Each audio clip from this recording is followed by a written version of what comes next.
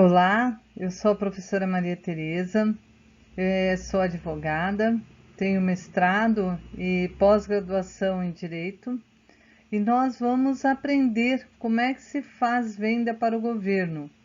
Então, vocês vão me acompanhar nesses 4 encontros, mas antes de nós iniciarmos, eu gostaria de apresentar para vocês a AMP Metropolitana. A AMP é uma associação metropolitana de micro e pequenas empresas e microempreendedores individuais. Ela é uma associação civil, não tem fins lucrativos e foi fundada em 9 de abril de 2010. E ela vem desenvolvendo atividades que busquem os benefícios ao segmento na região metropolitana de Florianópolis, com uma missão clara e bem objetiva de representar as micros e pequenas empresas, as empresas de pequeno porte e os microempreendedores individuais na efetivação de um tratamento constitucional que é favorecido e diferenciado pelo artigo 170 e 179 do parágrafo 4º. A AMP, ela atua em 5 dimensões bastante distintas. Vamos lá, vamos conhecê-las. A primeira é a representatividade. São ações junto aos governos municipais, estadual e federal e de conselhos e instituições privadas e públicas, e tem como objetivo a defesa daquele tratamento diferenciado que está lá na Constituição Federal e favorecido, para as micros, pequenas empresas e também para os empreendedores individuais.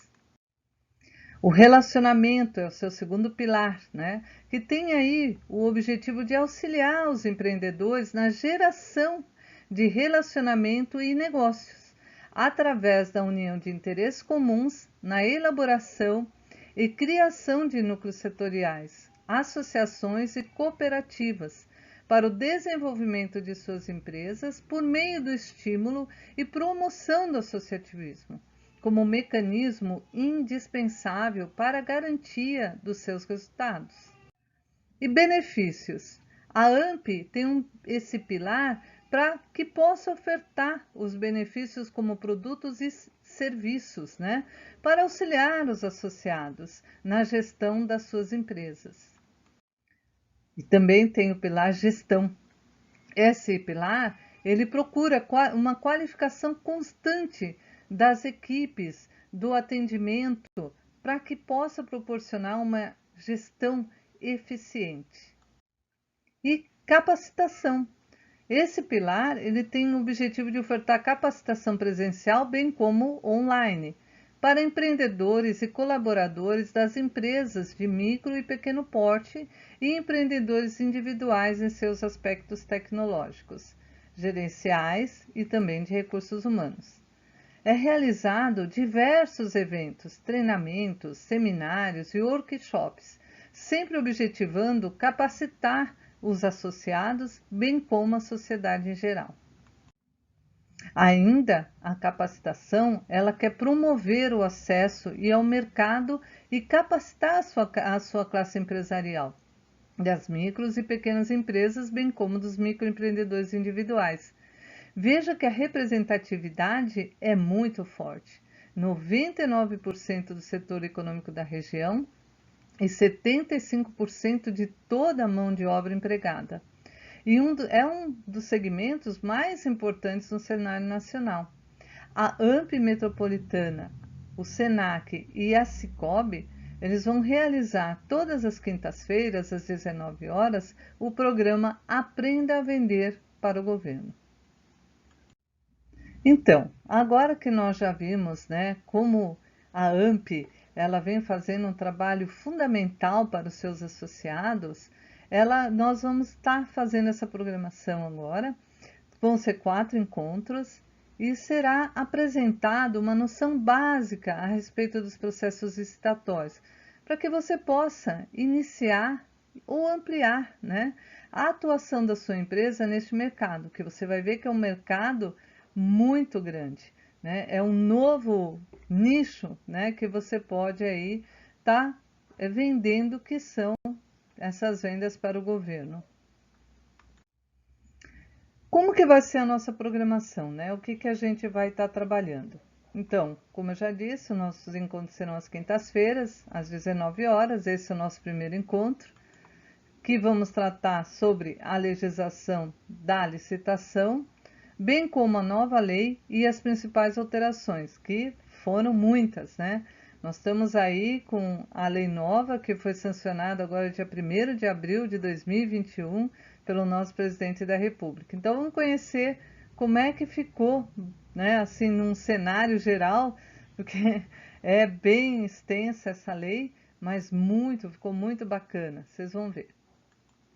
No nosso segundo encontro, nós vamos trabalhar as modalidades e os tipos de licitação, porque modalidade e tipos são diferentes, e eu quero que você conheça bem essas diferenças. No nosso terceiro encontro, nós vamos ver os principais requisitos para habilitar a sua empresa para poder participar das licitações. E o nosso último encontro, nós vamos conhecer alguns portais de compras dos governos, tanto a nível federal, estadual e municipal. E também vou apresentar alguns portais para venda, né, venda de produtos para as empresas públicas e das sociedades de economia mista, que nós vamos ver que seguem uma legislação diferenciada daquela que é essa nesses portais do governo federal, estadual e municipal. Bom, nosso primeiro encontro. Estou muito feliz aqui com vocês, espero que vocês aproveitem bastante esse nosso encontro, né? Vamos discorrer bastante aí sobre a legislação e sobre essa nova lei da licitação. Então vamos começar aí falando sobre a legislação, né? Eu acho que esse é um aspecto bastante importante. Eu vou ter que fazer uma introdução com vocês para que vocês compreendam um pouco esse mundo licitatório. Então, você já parou para pensar o que é licitação, né? Esse nome licitação, né? Então, licitar é lançar em leilão, é dar preço, oferecer lanço. Trata-se de uma forma de lançar ou de se fazer preço, com o objetivo de adquirir um bem, na forma de concorrência pública, onde poderão participar os fornecedores interessados. No caso, poderia ser você, né? Está interessado a participar das licitações, né? Que são abertas por meio de editais. Aí, claro que tem as modalidades que a gente vai trabalhar bastante, né? Mas aí você querendo ser um fornecedor, né, do seu produto para o governo, e aí você vai ter, claro, sem dúvida nenhuma, que atender às exigências e os critérios legais que são estabelecidos pela lei. E claro, né, vou passar uma noção geral, porque é extensiva a lei, vocês vão ver, eu vou estar falando isso muitas vezes, mas vocês vão concluir comigo no final dos nossos encontros, que é isso mesmo, né, que é uma legislação extensa, ela é muito minuciosa, ela é bem detalhista, mas que é importante que seja assim para que se compreenda bem todo esse processo, né, da licitação. Para começar, é importante que vocês entendam que toda a licitação, como é para a administração pública, ela se baseia nesses princípios constitucionais. Os princípios, eu fazendo uma comparação, você pode ver que na tua empresa, por exemplo, você tem lá a missão, tem sua visão, tem seus valores, que, olha, independentemente do tamanho da tua empresa, é muito importante que você descreva a tua missão, a tua visão e teus valores. Os princípios constitucionais é bem isso, são os valores, né, da administração pública. É a base, né? Claro que esses princípios norteiam toda a administração pública, todos os outros serviços. Mas aqui, né, que nós estamos falando sobre licitação, ela é a base para a aquisição de bens e serviços, para possibilitar aos licitantes um tratamento justo e igualitário. Eu diria que os princípios, ele é a segurança jurídica deste tipo de negócio.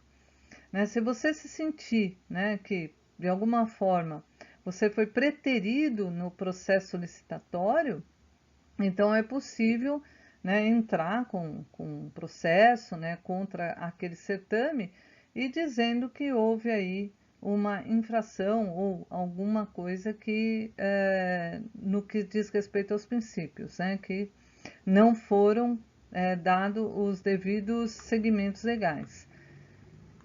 Então vamos começar aí com o princípio da legalidade, claro, né? Porque o agente público ele tem que agir em consonância e estritamente com o que está estabelecido na lei. Então o agente público ele deve agir de acordo com todas as determinações legais. Ele não pode, né, usar o seu foro íntimo. Ah, não gostei disso, então eu vou modificar alguma coisa no processo licitatório que não está de acordo com a lei que o rege. Então, por isso, né, que nós temos aí esse princípio da legalidade. Nós temos o princípio da impessoalidade, que a administração pública ela tem que estabelecer critérios igualitários para que o julgamento ele seja justo a todos os licitantes. Então, igualdade não pode ali dar preferência para um ou para outro, ou aversões pessoais ou partidárias. Então, aquele agente público que está ali encarregado daquele certame não gosta de determinada pessoa, porque ou não gosta da religião dela, não gostou da cor dos olhos dela, e aí ela não o privilegia, né? Ou seja, não, ele nem poderia dar privilégio, mas ele o tira, desclassifica por algo que não consegue se comprovar ali. Então, por isso que essa parte da impessoalidade, ela é muito importante, né? Porque justamente o agente público ali, ele deve seguir, né? Como a gente já viu, a lei e deve seguir sem olhar a quem.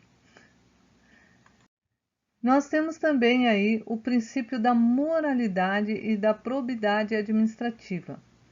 Então, os agentes públicos e os licitantes, eles deverão ter conduta lícita, né, em conformidade com os princípios morais, éticos e dos bons costumes.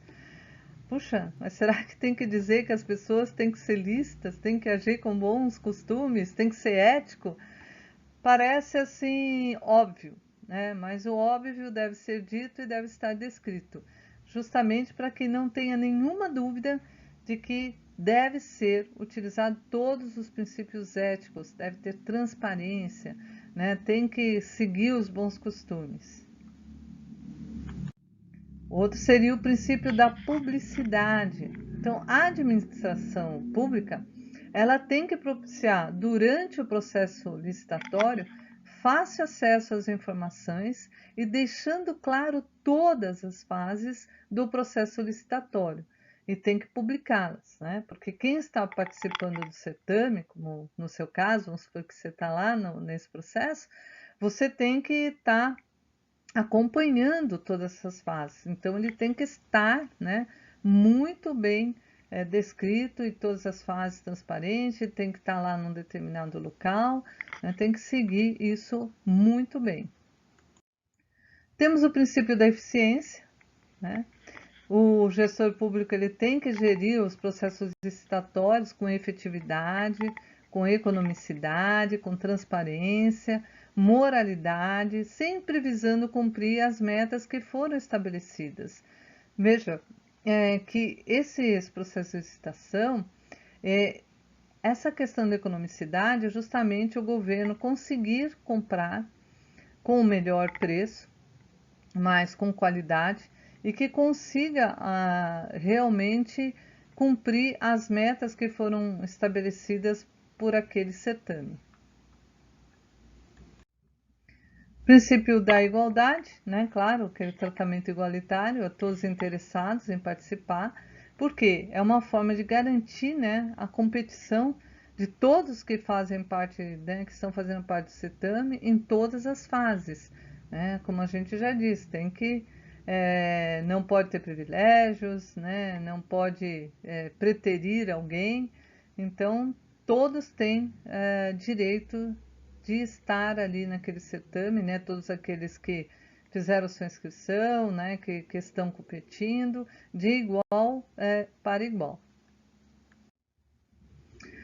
O princípio da vinculação ao instrumento convocatório, né? Claro, porque houve ali um ato, né, que fez a convocação e tem que ser garantido que não pode ser criado nada, mais nada, né, depois que ele foi feito, sem previsão.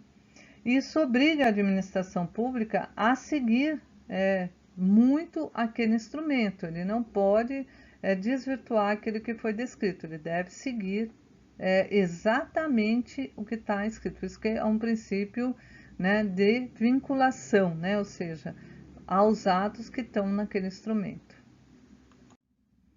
Nós temos o princípio do julgamento objetivo, né, sem dúvida nenhuma. O agente público ele deve seguir, né, os critérios, os objetivos que estão definidos já lá no edital, naquele ato convocatório, para que haja no final um julgamento justo, né, como a gente está falando muito aqui, mas sempre uma coisa leva a outra, né, que se havendo justiça, todos os competidores podendo ali competir de forma igualitária, o julgamento ali do certame ao final, com certeza será nessa mesma linha, ou seja, de justiça e de igualdade. E o princípio da celeridade, que vai simplificar os procedimentos e as formalidades, atendendo, sem dúvida nenhuma, com qualidade do certame, que é isso que a administração pública espera, né? Que seja feito dentro dos prazos estabelecidos, sem muita burocracia, né? Isso está sendo trazido aí pela essa nova legislação, que é justamente não ter tanta burocracia, tantas formalidades, né? Mas que se chegue ao final, né, do certame de forma que consiga atender os objetivos daquele edital, que o governo consiga comprar os produtos que ele precisa, com qualidade, com eficiência, com eticidade, né? Então, por isso a celeridade aí é um princípio também bastante importante na administração pública. Bom, vamos falar um pouco sobre as legislações. Atualmente, nós temos 3 legislações. Temos uma que é a geral, né, que é a 8.666, de 1993. Nós temos a lei do pregão. Essa lei veio porque a lei de licitação, ela trabalha com valores muito altos, né? E que não tinha, assim, e burocrático também, né? Que essa lei 8.666, ela é extremamente burocrática. E o pregão, ele veio justamente hoje, o que é muito utilizado é o pregão eletrônico. Se tiver que fazer um pregão presencial, precisa justificar muito bem. Mas o pregão era para compras mesmo de produtos comuns, de valores menores, né, que não haveria necessidade de tantas formalidades como é exigido ali na Lei 8.666. E também há o regime, então, diferenciado de contratações, que é a 12.462/2011. E além dessas 3 legislações, nós temos uma, que é a Lei 13.303, que é uma lei especial para vendas para as empresas públicas e as sociedades de economia mista, tanto exploradores da atividade econômica quanto prestadores de serviço público. Então, elas não se sujeitam àquelas legislações que nós vimos, mas elas se sujeitam a esta lei. Só para exemplificar, né, para quem ainda, para lembrar vocês, né, a empresa pública, um exemplo, seria a Caixa Econômica Federal. E uma empresa de economia mista seria ali o Banco do Brasil ou a Petrobras. E agora? Vamos falar sobre a nova lei de licitações, né? Ela está aí, né, quentinha. Essa atual legislação, né, ela vai revogar aquelas leis que nós vimos, a 8.666, a da lei do pregão, as outras de contratação.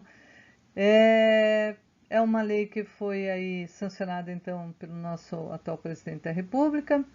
Ele só vetou 2 situações bem tranquilas, que a gente também vai dar uma olhada, e que está aí valendo, né? Então vamos entender como que vai ficar as outras leis e como que nós estamos aí com a nova lei de licitação.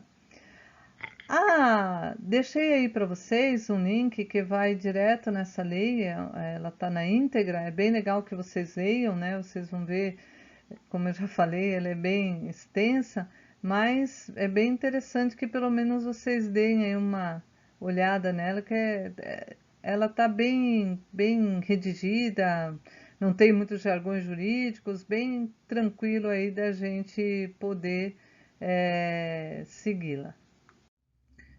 Bom, então vamos ver aí os vetos do presidente, né? Ele alterou um trecho que ele previa ali, né, umas condições especiais em leilões que envolviam empréstimos de agência oficial de organismos internacionais, prevendo, né, que uma autoridade superior poderia autorizar condições especiais na contratação mediante despacho. Contudo, né, ele entendeu que essa autorização poderia contrariar os interesses públicos, né? Então ele preferiu que não houvesse essas condições especiais, né? Para não dar poder a uma autoridade superior para de repente fazer essas condições e que poderia, né, contrariar aí algum interesse público. Outro veto dele seria sobre valores de referência dos itens de consumos comprados pelos órgãos públicos, que não podem, né, ser maiores que os valores de referência do Poder Executivo, pois violaria o princípio da separação dos poderes. O artigo 193, né, nós vamos ver então que ele trouxe um cronograma aí de transição de 2 anos, ou seja, a lei ela entra em vigor, mas as outras legislações, conforme nós já vimos, elas vão continuar. E aí vai caber ao agente público, né, se ele quer utilizar essa nova lei, a 14.133, ou se ele vai utilizar como base as novas legislações, né? Então, depois que passar os 2 anos, claro que as outras leis passam a não existir mais. Mas a gente, né, aqui no nosso curso, eu vou procurar, então, trazer elementos básicos das leis anteriores e também dessa nova legislação. Então, no decorrer aí dos nossos encontros, nós vamos conhecer também esses princípios gerais que norteiam essas outras legislações. Veja que o artigo 191 ele fala assim: até o decurso do prazo de que trata esse segundo, o decurso do prazo seria aqueles 2 anos. Por isso que eu falo que nós vamos ver as duas legislações, porque ele fala assim: a administração, ela, né, que é a administração pública, ela vai poder optar por licitar ou contratar diretamente de acordo com esta lei ou de acordo com as leis citadas no referido inciso, né, que são aquelas outras legislações.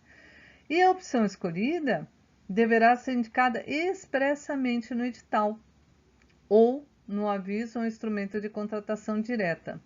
E fica proibido, né, vedado aí, a aplicação combinada dessa lei com as outras. Então, o que ele está querendo dizer? Tudo bem, o administrador público, você pode fazer um edital e pode usar como base essa nova lei, né, seguindo ela. Mas olha, não pode, né, combinar com os artigos da outra lei. Então, não podemos usar o que está na outra lei com essa lei. Se você optar por usar a 8.666, então vai seguir todos os trâmites legais, né, e requisitos daquela lei. Não pode pegar nada da lei nova. Então, veja que quando você participar de um processo licitatório, você vai ter que prestar bastante atenção para ver qual é a base da lei que está sendo utilizada por aquele agente público, né? Então, aquele certame está seguindo que lei? Se for a lei nova, né? Então, vamos lá pela lei nova. Então, prestem bem atenção, né? Quando forem participar a partir de agora de processos licitatórios, de estar olhando com bastante cuidado, tanto uma lei como outra lei, tá ok? Também lá no parágrafo único, ele fala assim, ó, se a administração optar por licitar de acordo com as leis citadas no inciso segundo, o contrato respectivo será regido pelas regras nela previstas durante toda a sua vigência, que é isso que eu estou falando. Né? Então, por isso, muito cuidado, né, na hora de usar, de verificar ali qual lei que você, qual base de lei está sendo aquele edital. Vamos aqui ver quais são as principais alterações, né, que trouxe essa lei. Então, eu fiz assim um resumão mesmo, tá? Mas, claro que tem muitas mudanças, mas eu trouxe assim as principais. Então, tem ali a criação de modalidades de contratação. Então, nós vamos ver que foram criadas novas modalidades e nós vamos ver que foram retiradas algumas modalidades. Mas isso eu quero tratar com vocês com mais devagar, vamos dizer assim, mais especificamente, né, para que vocês compreendam como que estavam as modalidades anteriores, que durante esses 2 anos, dependendo do agente público, se ele quiser utilizar a lei anterior, ele vai poder usar aquelas modalidades que estão lá. Então, nós vamos conhecer melhor essas novas modalidades. Uma grande mudança, né, que se percebe nessa nova lei é a tipificação de crimes, né, relacionados à licitação. O Brasil foi palco aí de vários atos de corrupções e contra, né, a administração pública, o que, né, foi muito dinheiro desviado. E essa nova legislação, ela traz assim um arcabouço, né, em relação à tipificação de crimes e com punições realmente bem mais agressivas do que a lei anterior. Tanto é verdade que já ficou revogado os artigos 89 a 108 da Lei 866/93 e já está valendo a nova legislação. Isso faz com que quem for ser licitante vai ter que também apresentar aí uma capacidade de governança muito forte para gerir, né, aquele empreendimento a que ele for licitante. Então, eu deixo aqui como dica para vocês, né, que é importante que haja aí um comitê de compliance na sua empresa, mesmo que veja, independente do tamanho. É importante que você saiba como está sendo feito as contratações, como que está a licitude de tudo isso. Então, é importante, né, que haja aquelas auditorias, né, internas, externas, que você realmente acompanhe, né, todo esse processo de licitação, caso, né, você esteja delegando para outras pessoas da sua empresa ou para terceiros, né? Como a gente viu, é possível fazer alguns consórcios, né? Entre empresas, nós vamos ver até com mais calma. Mas é importante que agora, né, essa lei, ela realmente ela traz aí punições bem interessantes, né? E importantes para ver se realmente possa se sair desses escândalos, né, que nós vivenciamos aí nos últimos anos contra a administração pública, que é um dinheiro público, né, é um dinheiro que é arrecadado do povo. Então, esses desvios, né, só faz com que a administração pública seja mal gerida e que isso seja, vamos dizer, devolvido a nós, né, de uma forma sem muita qualidade. Então, realmente é bem importante esta parte da lei. Outra alteração, ela vai disciplinar itens de assuntos, né, em relação às 3 esferas do governo, União, Estados e municípios. É bem interessante porque a lei ela é muito mesmo, tá bem descrita, bem detalhada.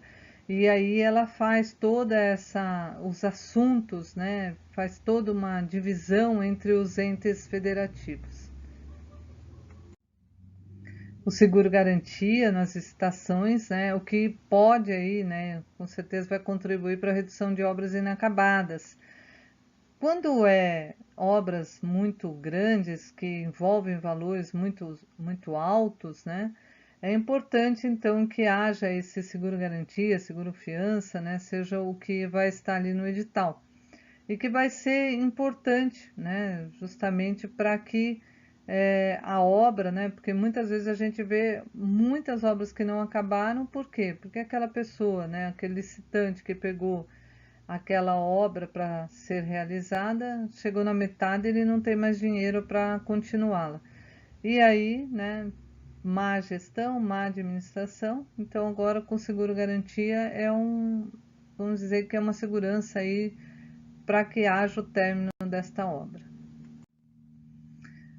Outra novidade bem interessante é que está sendo criado então um Portal Nacional de Contratações Públicas, o PNCP, e que vai buscar centralizar, né, os procedimentos licitatórios dos entes federados por meio de um banco de dados unificado, que é bem interessante. Hoje já existe vários portais aí do governo, né? Até no nosso último encontro, nós vamos verificar esses portais, vamos conhecê-los. E até vou também apresentar alguns portais aí da administração pública, que são empresas, na verdade, públicas, e da sociedade de economia mista, para que você veja lá como que você pode entrar, é bem tranquilo, é bem fácil, né, de entrar nesses portais, você fazer o seu cadastro e até acompanhar, né, o que tem de pregão, o que tem de licitação. Inclusive, o pregão eletrônico é o que mais o governo utiliza, né? Na verdade, para você fazer hoje um leilão presencial, por exemplo, tem que ter muita justificativa, né? O que é muito usado mesmo hoje, porque tecnologia, né? Não precisa ir lá, o custo é bem menor, né? De você fazer tudo isso de forma eletrônica. E muito bom, né? Que vai ter esses portais, né? Que a gente consegue fazer tudo isso sem ter muita burocracia e sem ter que ter muitos deslocamentos, né, físicos. E aí a lei nova, ela traz assim para gente como que aonde é possível fazer as licitações. Então aqui de uma forma bem rápida, depois a gente vai discutir um pouco as definições. Mas aqui ele permite, então, né, licitar para alienar e conceder direito real de uso e bens ali da administração pública, compra, né, inclusive por encomenda, locação, concessão e permissão de uso de bens públicos, prestação de serviços, inclusive técnico-profissionais especializados, obras e serviços de arquitetura e engenharia e contratações de tecnologia da informação e de comunicação. Bom, o legislador ele foi bem criterioso, né? Mas também uma lei aí que está sendo criada há tantos anos, né? É, ela tem ali no artigo 6º, nós vamos ver que tem 60 incisos. Ele define de forma bem exaustiva os atores tanto da administração pública como os licitantes. Então, os tipos e modalidades de certame. Então, claro que eu não vou discorrer aqui os 60 artigos, né? Já deixei até o link para vocês aí dessa lei nova, acho que é bacana vocês darem uma olhada. Mas assim, trouxe alguns principais aí para a gente conhecer um pouco, né, do que o legislador ele definiu. Muito dessas definições, claro, tinha lá na lei anterior, mas veja que aqui é uma junção de 3 legislações. Então, por isso, né, que a gente tem aí uma gama grande, né, de esclarecimentos, mas que eu vejo que é bastante importante para ficar bem claro esse processo de licitação. Então ele diz assim, eu peguei ali o inciso nono, não fui muito na ordem, né? Mas quem que é o licitante? Então o licitante é você, né? Você que quer participar do certame, pode ser uma pessoa física, pode ser uma pessoa jurídica, pode ser ali um consórcio de pessoas jurídicas que né, às vezes uma empresa sozinha não dá conta, então pode se formar um consórcio para participar daquele certame. É, participam, manifestam a intenção de participar, né? Então é esse licitante. Também equiparável para fins dessa lei, ou seja, ele quer dizer que o licitante ele é um fornecedor, ele pode ser um prestador de serviço que vai atender a solicitação da administração, né, do qual está sendo oferecida aquela proposta. Então, por isso que ele também acabou definindo muito bem o que é obra, o que é serviço, né? Nós vamos dar uma olhada em cada um deles, mas que para você que tem intenção de entrar nesse universo ou que já faz parte dele, é interessante notar a gama de serviços. Como eu disse, não vou discorrer aqui os 60 incisos, mas a gente percebe que é um nicho de mercado muito interessante, né? Claro, a administração pública, nós temos aí nas três esferas, né, municipal, estadual, federal, então a gente percebe que realmente é um universo muito grande, né, é uma outra opção realmente de venda. O agente público, né, que é aquele indivíduo que, em virtude da eleição, nomeação, designação, contratação ou qualquer outra forma de investidura ou vínculo, né, ele exerce mandato, cargo, emprego ou função em pessoa jurídica integrante da administração pública. Ele fala do agente público porque ele que vai, né, tem os que são determinados a fazer aquele certame.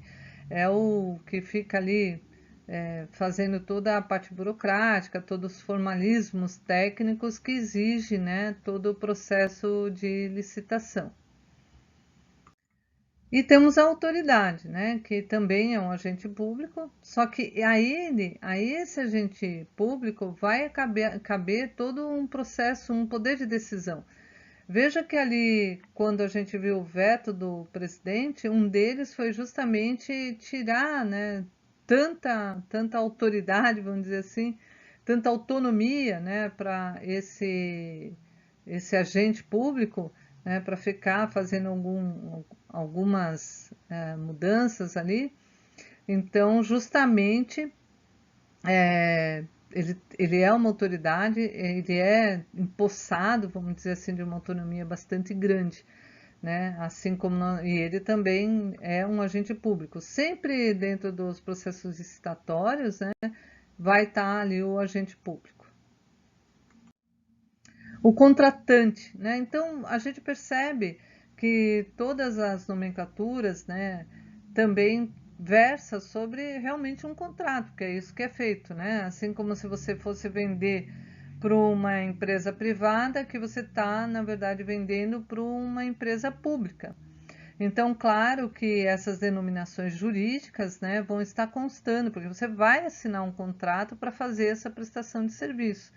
E dependendo, né, do tipo de serviço. Claro que todas as cláusulas, tudo já vai estar muito bem definidas lá no edital, né? Como a gente viu, um dos princípios é justamente a publicidade.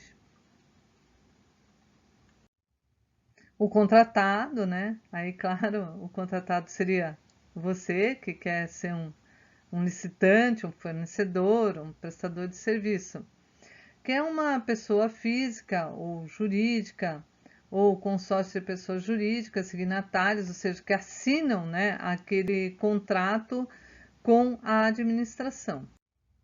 A compra, né, que é a aquisição remunerada do bem, né, para o fornecimento de uma vez só, ou pode ser parcelado, considerado imediato, aquele com prazo de entrega, né, que pode ser até 30 dias da ordem do fornecimento.